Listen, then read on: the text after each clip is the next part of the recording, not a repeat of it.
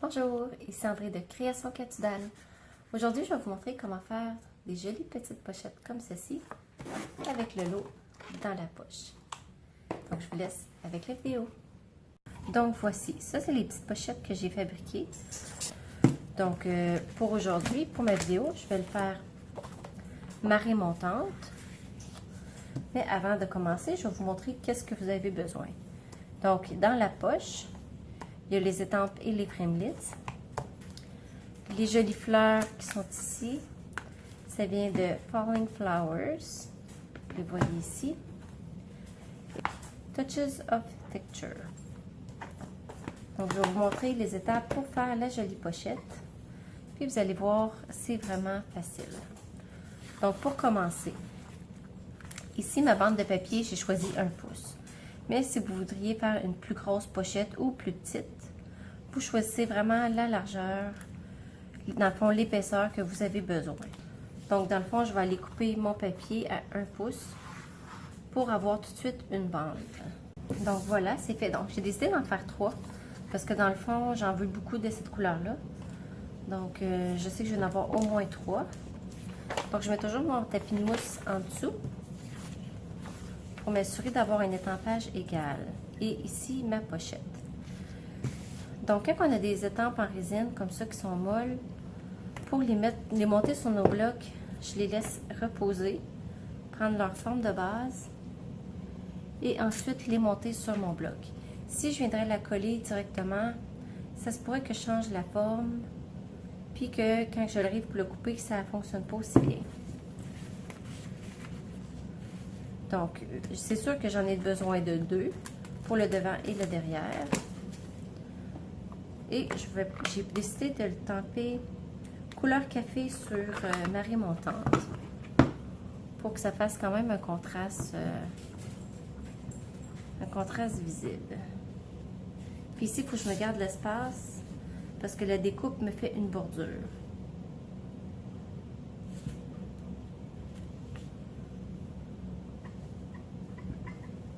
Je vais en mettre un de l'autre côté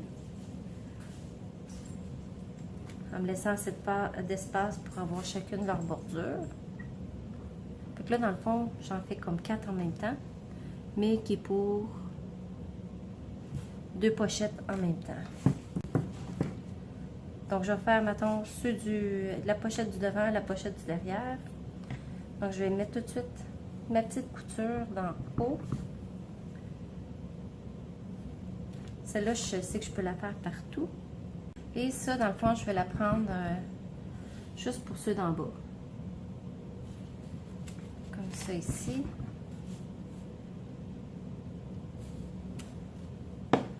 Ceux d'en haut, ce que je vais faire, je vais prendre ça ici. Je vais mettre mon papier ici pour pas que ça dépasse. Mais en même temps, je ne mettrai peut-être pas d'encre jusqu'au bout.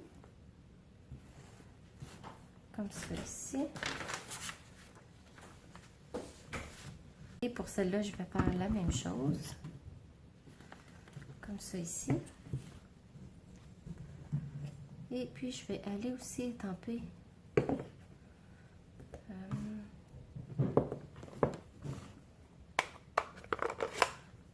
ton sur ton pour celle-là.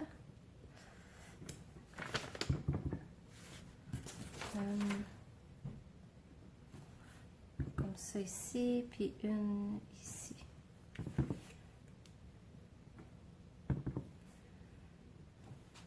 Vous allez comprendre tantôt pourquoi. Donc, je vais prendre mon Wink of Stella. Je vais prendre l'encre qui est dans mon tampon. Comme vous pouvez voir, j'ai déjà appuyé dessus pour faire sortir de l'encre. Et je vais aller chercher avec le bout de mon pinceau. Et je colore.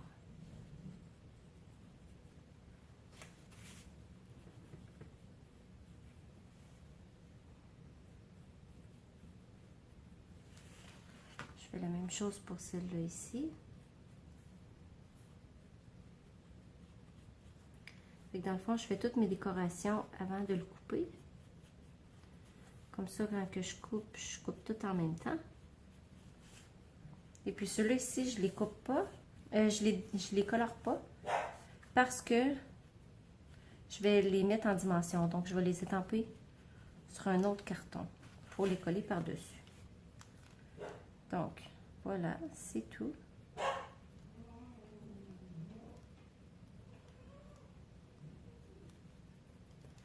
Je m'assure d'enlever toute l'encre qui est dessus mon pinceau.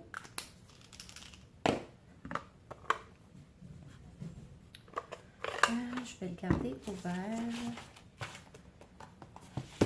Je vais lui mettre un petit bijou.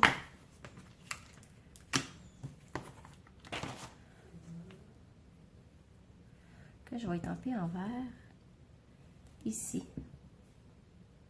Dans le coin de chaque couture, dans le fond.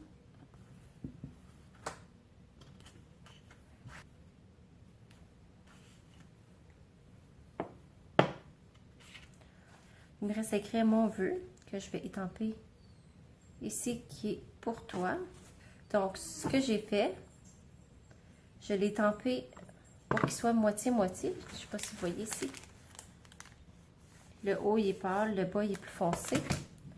Je l'étampe pour la première fois dans mon tampon le plus pâle, si je pourrais dire. Puis ensuite, juste pour le bas dans l'autre. Là, ça va peut-être prendre un peu de temps avant qu'on voit la différence pour celui-là. Donc, je repasse dans mon vert foncé. Et juste le bas de mes lettres dans le brun. Puis, j'étampe juste pour celui d'en avant. J'en mets pas en arrière. On va décorer la pochette en arrière. Donc, j'aime beaucoup celle-là ici. Je fais une bonne pression. Dans le fond, je vais reprendre ma raie montante. Donc, je mets de l'encre et j'étampe vraiment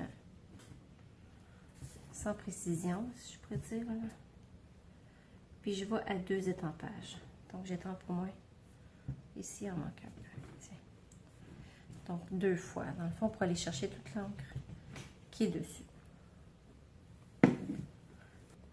Donc, le frémillet, il est fait comme ça ici. Donc, ça tout ce contour-là, il plie.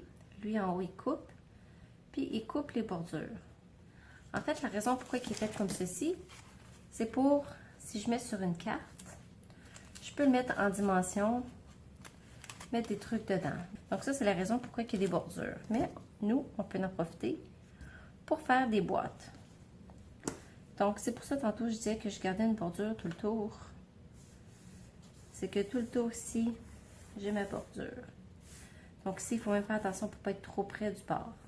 Donc je vais mettre ça de côté. Et puis, on va faire les fleurs avant que j'ai pour les couper. Dans le fond, c'est pas les fleurs, c'est un feuillage. Et maintenant, dans mon encre.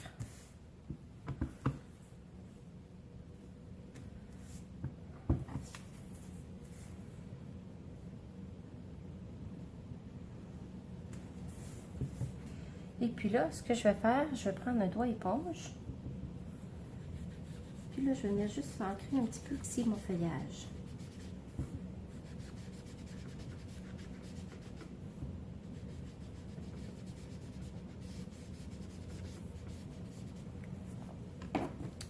Là, je pourrais même aller ajouter juste une petite touche de Wink of Stella.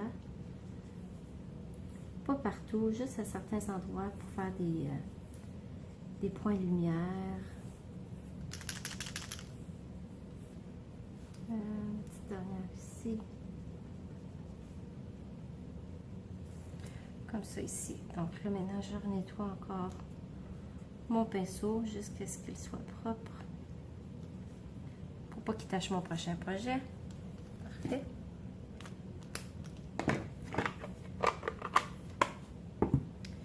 Et maintenant, je le coupe avec mes découpes.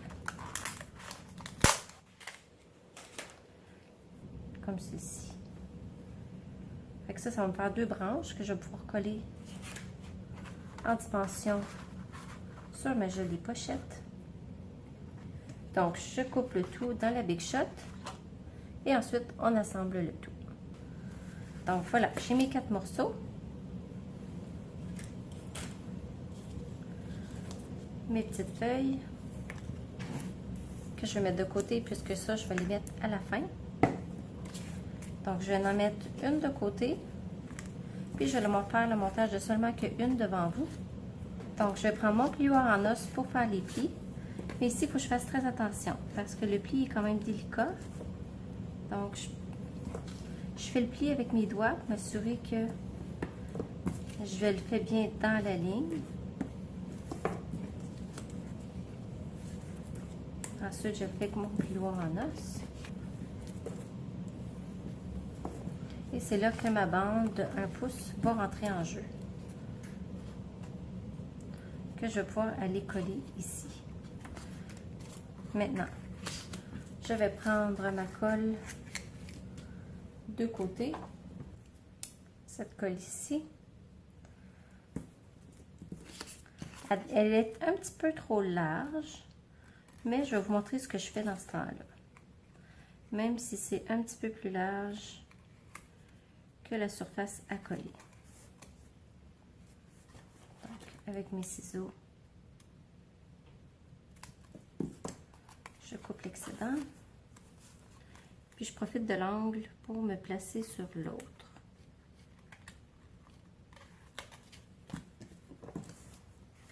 Comme ça ici. Bon, voilà, j'ai terminé.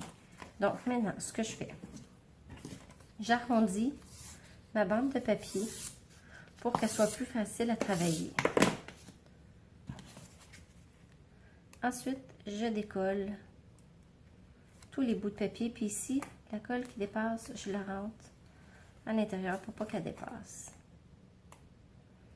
C'est pour ça que même si des fois c'est un petit peu trop large, ça me dérange pas. Parce que je trouve que c'est la façon la plus facile de travailler. Puis en même temps,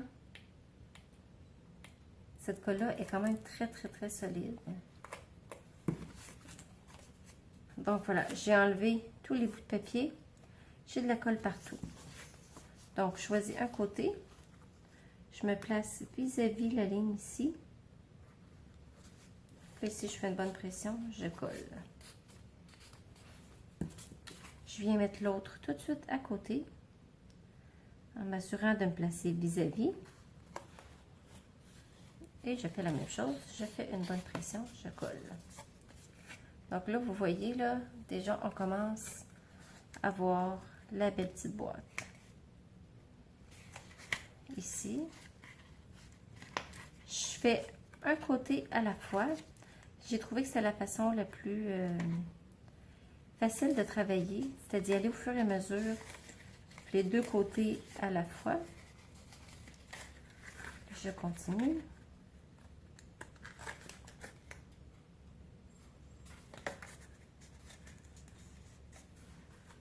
L'autre côté.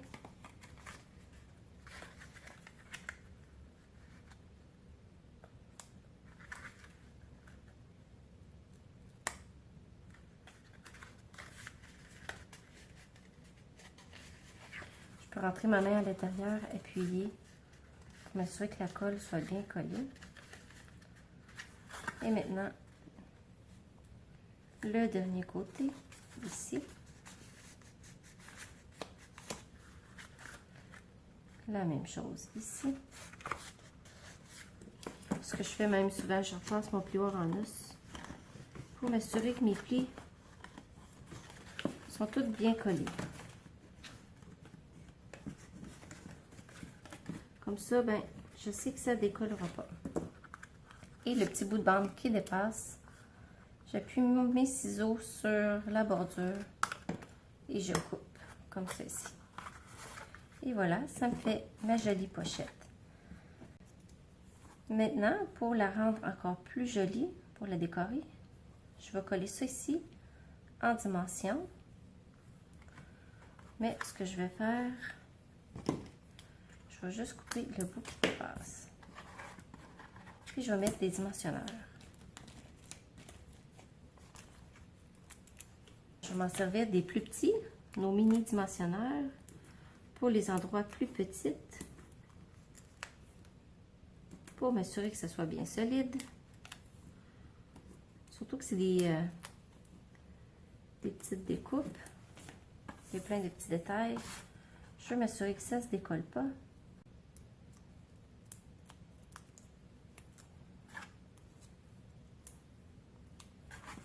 Donc, je me place.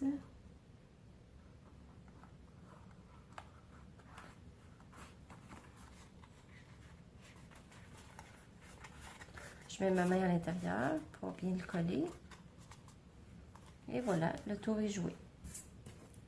Donc, dans le fond, là, pour montrer vite fait comment j'ai fait mes savons. Ça, c'est mon savon artisanal que j'ai fait. Je l'ai mis dans nos sacs cellophane à soufflet 3 par 6, qui est vraiment le parfait format pour ça ici.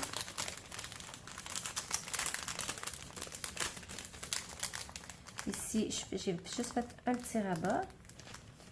Puis là, avec un bout de papier que j'ai étampé, merci. J'ai étampé la même fleur que sur l'emballage. Et ensuite, je suis venue le brocher.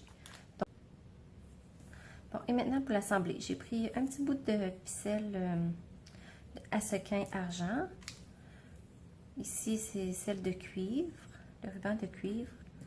Et une petite boucle avec notre ficelle blanche. Donc, je plie ça ici. Fait que là, maintenant, vous avez la jolie pochette avec le savon. Donc, voilà, vous pouvez me dire dans les commentaires quelle couleur vous préférez entre les trois. Entre limonade à la limette, poussière de rose ou marée montante. Donc, ben, j'espère que vous avez aimé la vidéo d'aujourd'hui.